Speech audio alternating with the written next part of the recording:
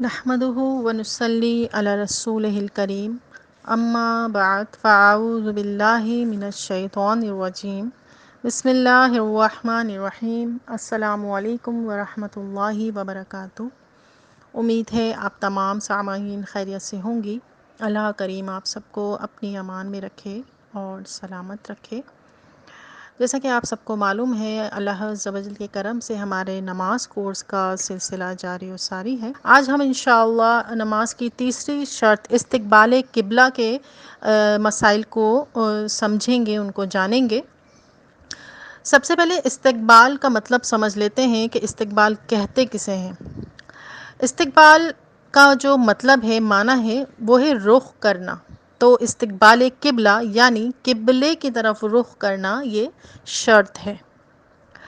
پھر شریعت میں اس کی حد جو ہے وہ بیان کی گئی ہے کہ کتنی اس کی حد ہے کہ کس طرف رخ ہونا چاہیے، کس طرف نہیں۔ تو دائیں بائیں جو ہے 45 ڈگری کا جو ہے وہ حد ہونی چاہیے۔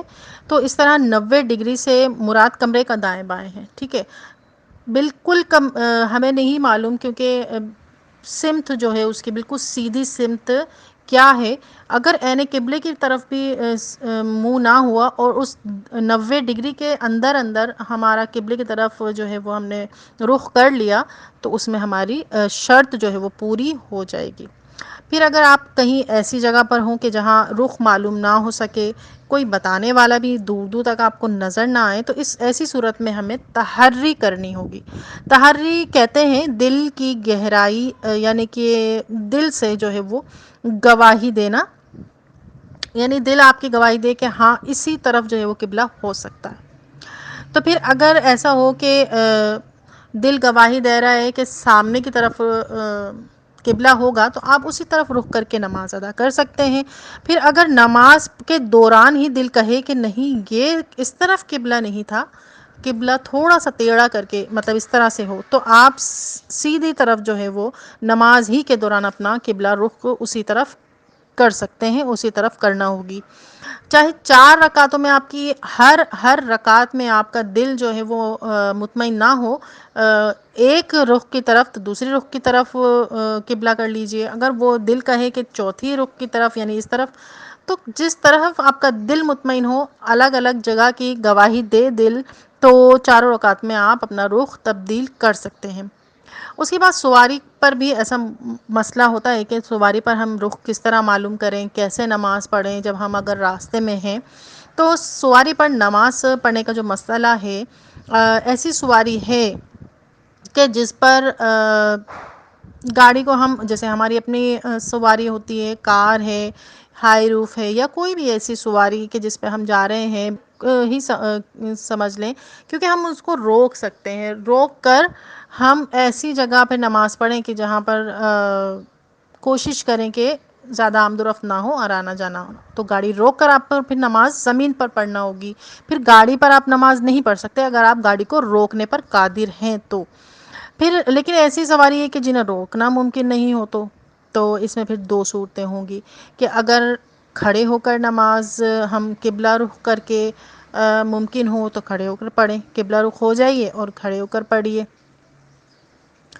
تو اور اگر ایسا نہیں کر سکتے کہ کھڑے نہیں ہو سکتے، تو پھر جس طرح بھی سواری کا یا جس طرف بھی سواری کا رخ ہو، جیسے ایسا ہوتا ہے کہ ہم ٹرین میں ہیں اگر یا بس میں ہیں اگر، تو بس میں تو اتنی جگہ نہیں ہوتی ہے کہ ہم قبلہ رخ ہمیں اگر معلوم ہے تو ہم اس کی طرف رخ کر کے پڑھیں، اور لیکن ٹرین میں ایسا ہوتا ہے کہ اگر ہمیں رخ معلوم ہے تو ہم اس طرف رخ کر کے پڑھ سکتے ہیں جبکہ وہ سیدھی چل رہی ہو۔